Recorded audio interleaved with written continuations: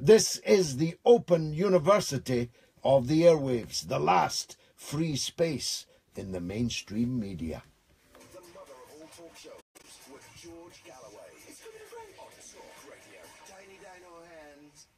Donald Trump has gone mad. I know I keep saying that, and every week I say to the lovely Kaz, my producer, I really hope we don't have to do Donald Trump again this week. But every week we do, because the level of insanity increases, not just incrementally, but now exponentially. Why am I so angry? Well, he has just in the last few minutes effectively abrogated the treaty between the permanent 5+1, that is to say the 5 members of the Security Council, plus the EU, plus the whole international community, with the exception of Israel and the United States, which have never actually accepted this deal, despite the fact that Britain, France, Germany, the EU, and the International Atomic Energy Agency, which polices this matter, have all said that Iran has fulfilled its obligations under the treaty impeccably. Not a jot, not a tittle, not a scintilla of error or falsehood have they made. And Trump has just ripped it up. Although he can't force us to get back into a posture of war against Iran, it won't actually matter very much if we aren't. Because if Israel and the United States are sailing towards a cataclysmic war with the Islamic Republic of Iran, well, the EU ain't going to be able to stop them. Now, Donald Trump is clearly insane. Just today, he announced that he had just met with the president of the Virgin Isles. Well, in a way that was true, and he may even have looked at the president of the Virgin Isles in the mirror, in the bathroom, in the White House, because Donald Trump is the president of the Virgin Isles. It's a one, I mean, they're lucky they've been called Nambia. He might have been threatening to rain down missiles, death and destruction against them. I don't know what his preoccupation with the Virgin Isles was. Perhaps he mistook the name for something else. Perhaps he thought that he could go there and grab some pussy, as he famously is wont to do, because, as he said, he's a star, and even married women are ready to have their pussies grabbed by his tiny little hands. Which brings me to the equally gross and grotesque behaviour of the most gross, the most grotesque Hollywood executive I've seen outside of Citizen Kane. Yes, I'm talking about Harvey Weinstein. Now, who says romance is dead? Mylene Klass reveals in the paper this morning that he handed her a contract to sign in which he would pay her a shed load of money, and she had to sign that she would not divulge any details of sexual relations with Mr. Weinstein. There in black and white on the contract. It seems that he has ploughed or attempted to plough his dirty way through hundreds of women, artists, actors who wish to make their way in the movie business, and he'd facilitate that, but only if they'd stand in his bathroom and watch him masturbate. It doesn't get much more gross than that. And it goes to show, and this is a lesson for some out there, that all kinds of people can behave in this way. They don't have to be Muslims, as these mutton heads on the march last Saturday imagine, that only Muslims groom people and sexually abuse them. Muslims can be guilty of it. Jews can be guilty of it. Christians can be guilty of it. Black people like Bill Cosby can be guilty of it. White people like Jimmy Savile can be guilty of it. And I could go on. And left-wing people can be just as guilty of it as right-wing people. After all, Harvey Weinstein is a paragon of left-wing and liberal causes in the United States. He gave Hillary Clinton $1.5 million for her presidential run just last year.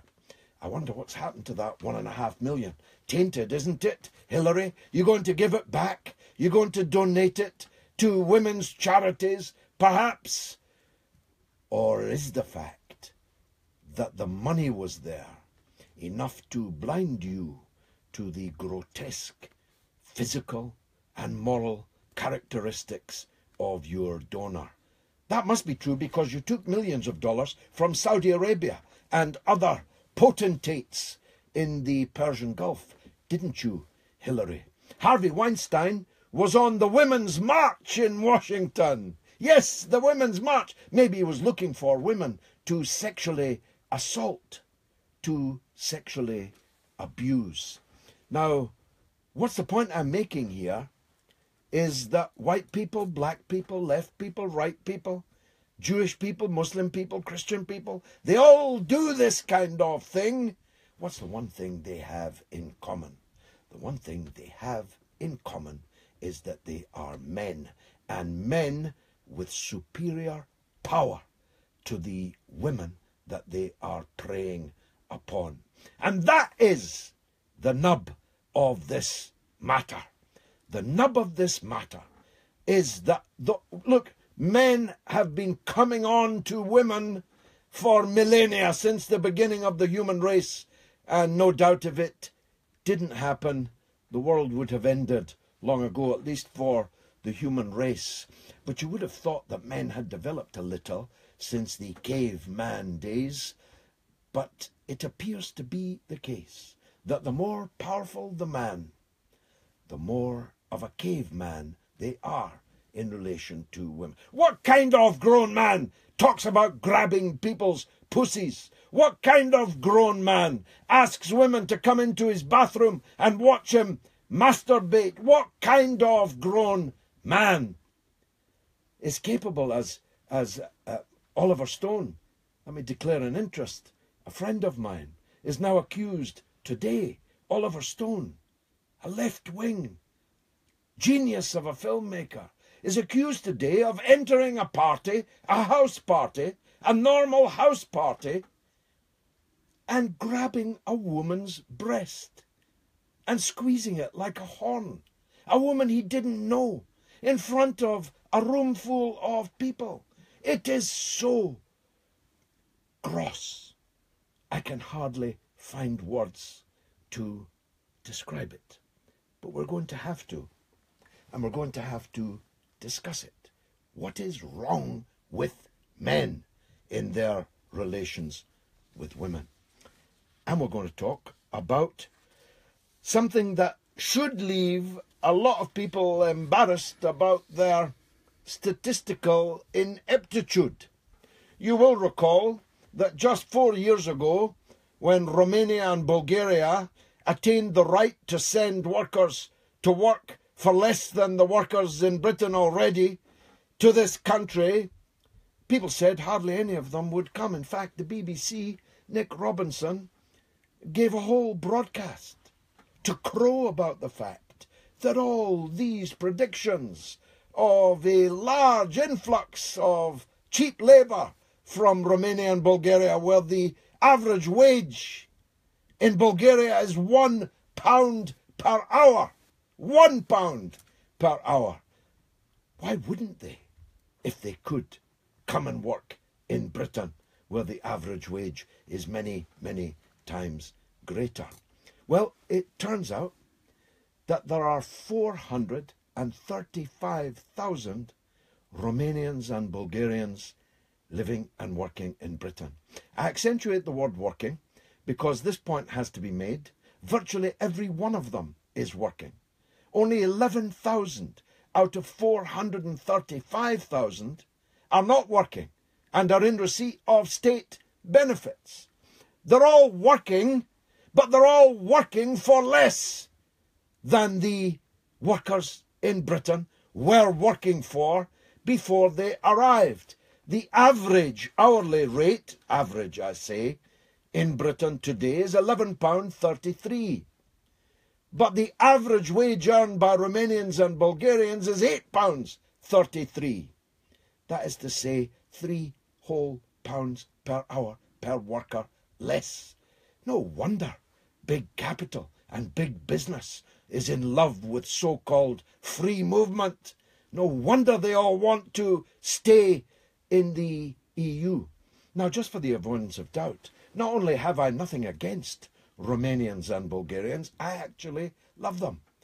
I'm the only person you know that has written a book about Romania and had it published in Romanian, where it remains in print and remains on sale in the beautiful alleyways and malls of Bucharest, which looks like Paris, but smells like Istanbul, as was pointed out early in the 20th century by a great English writer. I am in love with Romania. And as for Bulgaria, their political leader, Jorge Dimitrov, is one of my greatest political heroes. My problem is not that they are Romanian and Bulgarian.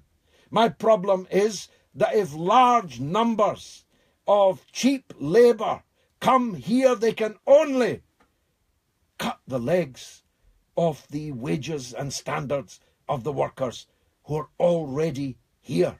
That is so blindingly obvious that it astounds me that some self-defined leftists and liberals simply cannot see it.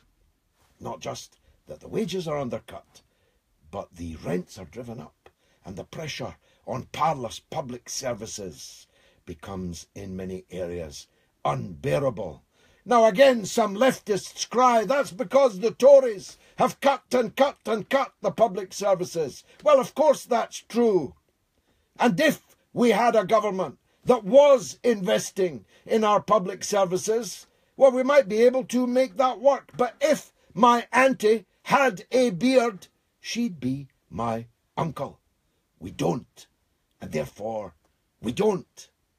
And that is a very important point.